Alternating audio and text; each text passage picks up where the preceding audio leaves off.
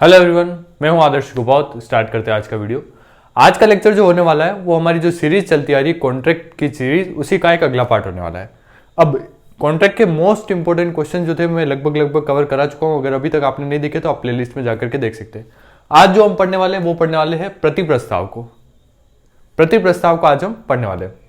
अब प्रति प्रस्ताव को पढ़ने से पहले अगर अभी तक आपने काउंटर प्रपोजल को पढ़ने से पहले अभी तक आपने प्रपोजल और एक्सेप्टेंस को नहीं पढ़ा, अगर स्वीकृति और प्रस्ताव को नहीं पढ़ा है तो ये टॉपिक आपको अच्छे से समझ में नहीं आएगा। तो अगर अभी तक आपने नहीं पढ़ा है तो यहाँ आई बटन में मैं आपको लिंक दे रहा हूँ, वहां जाकर के आप पढ़ सकते हैं प्रस्ताव और स्वीकृति को। उसके बाद आप प्रति प्रस्ताव को पढ़िए तो आपको अच्छे से समझ में आएगा।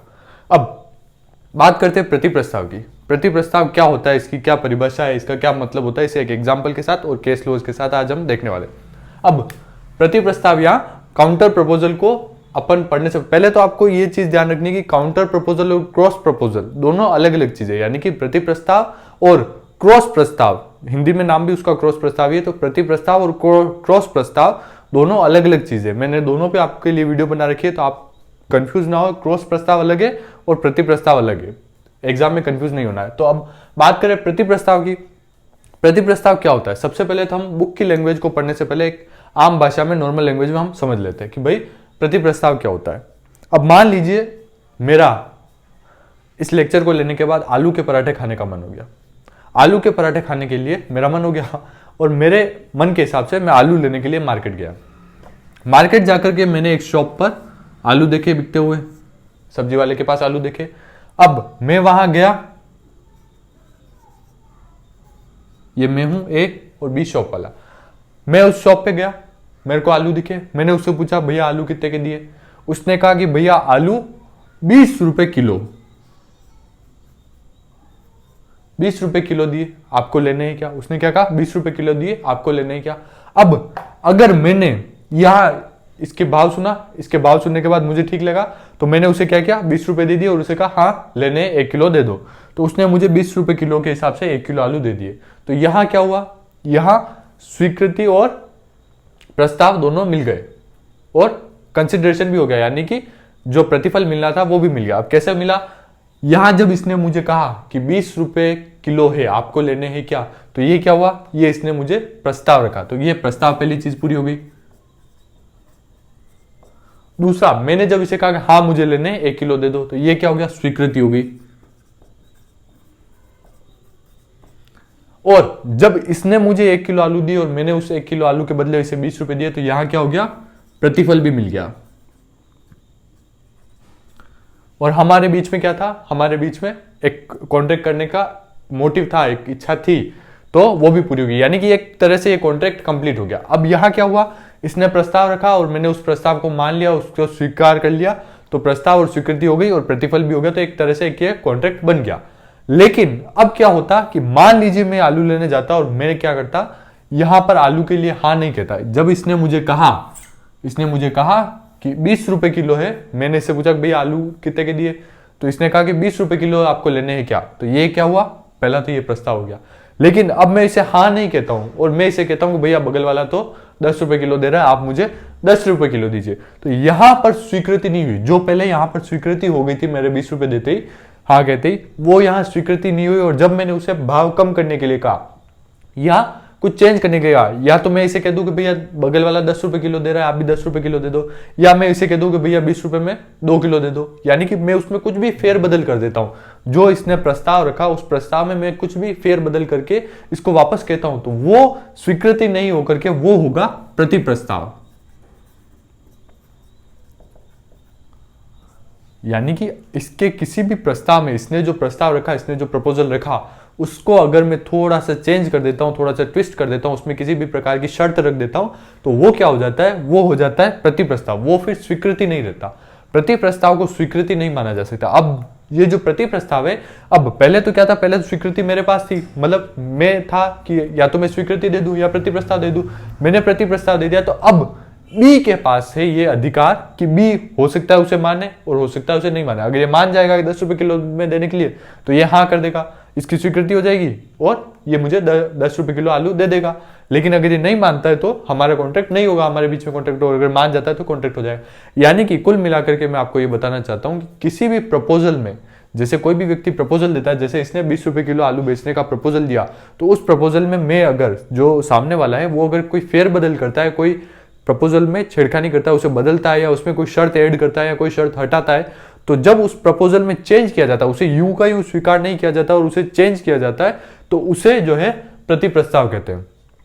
अब क्या ध्यान रखना है आपको कि प्रति प्रस्ताव क्या है? प्रति प्रस्ताव यानी कि प्रस्ताव में जब कोई थोड़ा बहुत चेंज किया जाता है तो उसे प्रति प्रस्ताव कहते हैं। अब इसकी परिभाषा को हम पढ़ लेते हैं। जहां स्वीकृति दाता प्रस्तावकर्ता के प्रस्ताव को उसी रूप में स्वीकार नहीं कर अपनी ओर से कोई प्रस्ताव करता है, तब उसे प्रति प्रस्ताव कहा जाता है। अब यहाँ क्या हुआ था? यहाँ पर स्वीकृति दाता प्रति प्रस्ताव के प्रस्ताव को स्वीकार नहीं किया, सेम एज इट इज रूप में स्वीकार नहीं किया, यानी कि स्वीकृति दाता कौन था? मैं था, और प्रस्तावकर्ता कौन था? बी व्यक्ति था। तो बी व्यक्ति ने प्रस्ताव रखा था 20 रुपए किलो आलू है, लेने हैं क्या? इसने प्रस्ताव रखा था। मैंने क्या किया? इसे उसी रूप में स्वीकार नहीं किया और मैंने इसे काउंटर किया, यानी कि प्रति प्रस्ताव किया। तो क्या किया था मैंने कि 10 रुपए किलो देना हो तो दे। तो जब मैंने उसे उसी रूप में स्वीकार नहीं किया और उसमें अपनी ओर से प्रस्ताव रखा, मैंने अपनी ओर से प्रस्ताव रखा 10 रुपए किलो देने का, तो वो क्या हो गया? वो प्रति प्रस्ताव हो गया। अब इसे एग्जाम्पल के साथ मैं आपको समझा चुका हूं। एक एग्जाम्पल और दे देता हूं। मान लीजिए आप अपने दोस्त के पास, ये आप है और ये आपका एक दोस्त है, आपके दोस्त के पास एक अच्छी सी बाइक है। आप वो बाइक को लेने के लिए अपने दोस्त के पास गए। आपका दोस्त ने उसे कहा, आपको कहा कि ये बाइक मैं जो है 50,000 रुपए की बेच रहा हूं। आपको 50,000 रुपए थोड़े से ज्यादा लगे, तो आपने उससे अपने दोस्त को क्या कहा? अपने दोस्त को कहा कि नहीं भाई, मुझे 50,000 नहीं, मैं आपको इस बाइक के 40,000 रुपए दे सकता हूं। तो ये क्या हो गया? यहां आपने उसे प्रति प्रस्ताव दिया, यहां उसके प्रस्ताव को यूं का यूं स्वीकार नहीं किया। अब मान लीजिए आपके दोस्त के पास एक बाइक और एक साइकिल भी है, तो आपने यहां क्या कह दिया?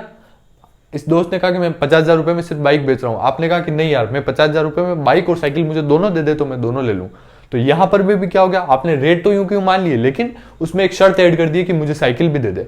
तो यानी कि या तो आप रेट में कुछ भी चेंज कर रहे हो, या कोई शर्त ऐड कर रहे हो, या कोई शर्त कम कर रहे हो, कुछ भी कर रहे हो, कुछ भी कर रहे हो, कुल मिलाकर के उसके जो उसने जो प्रस्ताव दिया था उसमें किसी भी प्रकार का आप चेंज करते हो तो वो प्रति प्रस्ताव बन जाता है। वो स्वीकृति नहीं रहता और प्रति प्रस्ताव बन जाता है।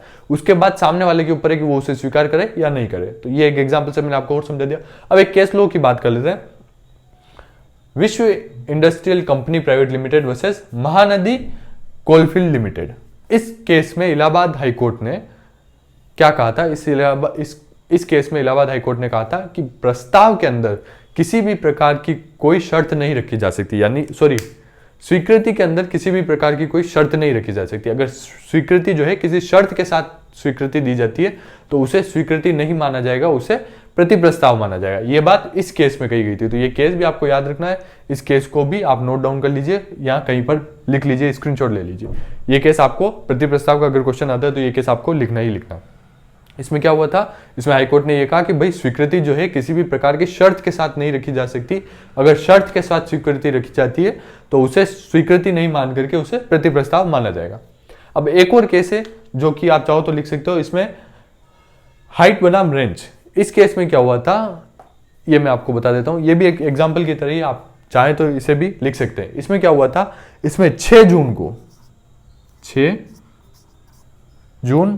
1840 में 6 जून को 1840 में क्या हुआ था कि प्रतिवादी ने क्या किया था कि एक अपनी जमीन थी, उस जमीन को 1000 पाउंड में बेचने का एक प्रस्ताव किया था। अब उसमें क्या हुआ था कि 6 जून को इसने ये प्रस्ताव किया। इसके बाद सामने वाले ने क्या किया कि 8 जून को 1840 को ही उस 1000 रुपए में नहीं लेकर के उसको 950 रुपए में लेने की बात कही कि भाई मैं इसे 1000 रुपए में नहीं लूंगा और मैं इसे 950 रुपए में लूंगा। तो कोर्ट ने क्या कहा था कि जो इसने 950 रुपए में लेने की बात कही है, ये 950 रुपए में डायरेक्ट स्वीकृति नहीं हो जाएगी कि हाँ 950 में लेना चाहता हूं और उसकी भी अपने आप हानि मान ली जाएगी। इसे स्वीकृति नहीं मान करके इसे प्रति प्रस्ताव माना जाएगा। क्या है कि उसने इसके प्राइस में चेंज किया तो इसे प्रति प्रस्ताव माना जाएगा। अब सामने वाले के ऊपर है कि वो इसके एग्री होता है या नहीं होता, उसे बेचना चाहता है या नहीं बेचना चाहता। तो आई होप आपको प्रति प्रस्ताव का टॉपिक समझ में आ गया होगा। इतना कोई खास बड़ा टॉपिक नहीं है, छोटा सा टॉपिक है। कुल मिलाकर के प्रस्ताव में अगर किसी भी प्रकार का चेंज हो रहा है तो उसे प्रति प्रस्ताव कहा जाएगा। आई होप आपको समझ में आ गया होगा। नेक्स्ट किस टॉपिक पे आप वीडियो चाहते हैं ये मुझे कमेंट करके बता दीजिए। Thank you so much.